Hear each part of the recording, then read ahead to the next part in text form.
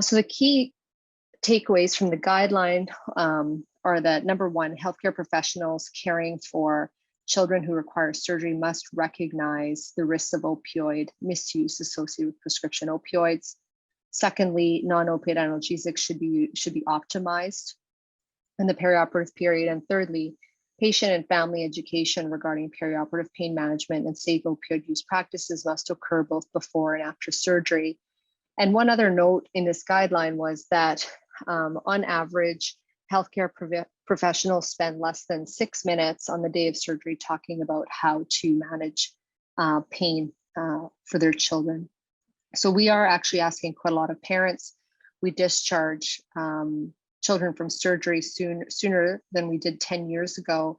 And we're asking parents to manage their perioperative pain with very little guidance or support. So what are potential solutions to this problem?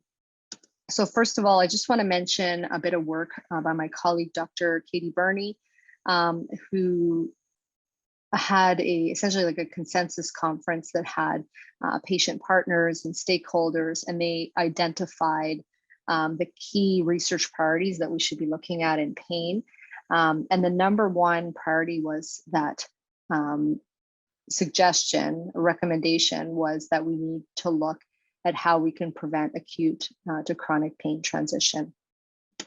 And surgery is the ideal time to prevent that transition.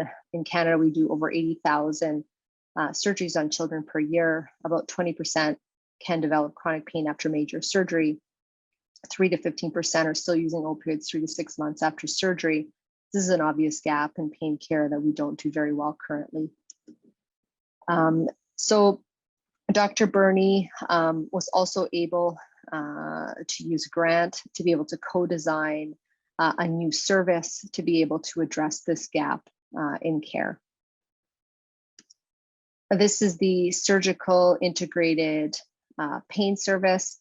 And this is just a roadmap for how a youth and their family may travel through the system at the time of surgery.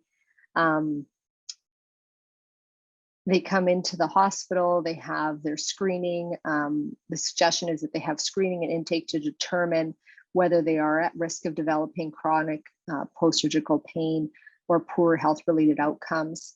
And then they have their first visit to the hospital, introduction to the surgical integrated pain service, that they are better supported around the time of surgery with optimal anesthesia and analgesic techniques using multimodal analgesia and regional anesthesia whenever possible.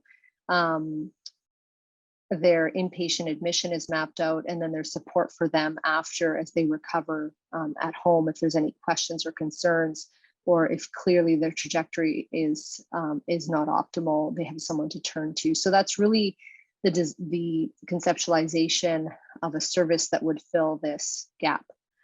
And the idea of this service really comes from the adult world.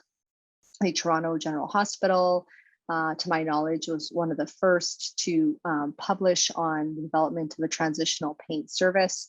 And we're so fortunate in Alberta to have the transitional pain service at South Health Campus, where both Rosa and Jenny work, which supports the adult population. And really, again, these services are filling the gap in care for surgical patients who are at high risk of developing chronic pain or having poor health-related outcomes after their surgery. And I'm also proud to say that at the Alberta Children's Hospital, we will be launching a transitional pain service by the end of 2022. It will largely be based on the work that's been done by Dr. Burney and others to give us a framework and roadmap on how this program should look and implemented. And this program will support children through episodes of acute pain, particularly surgery, who are at high risk of developing chronic pain.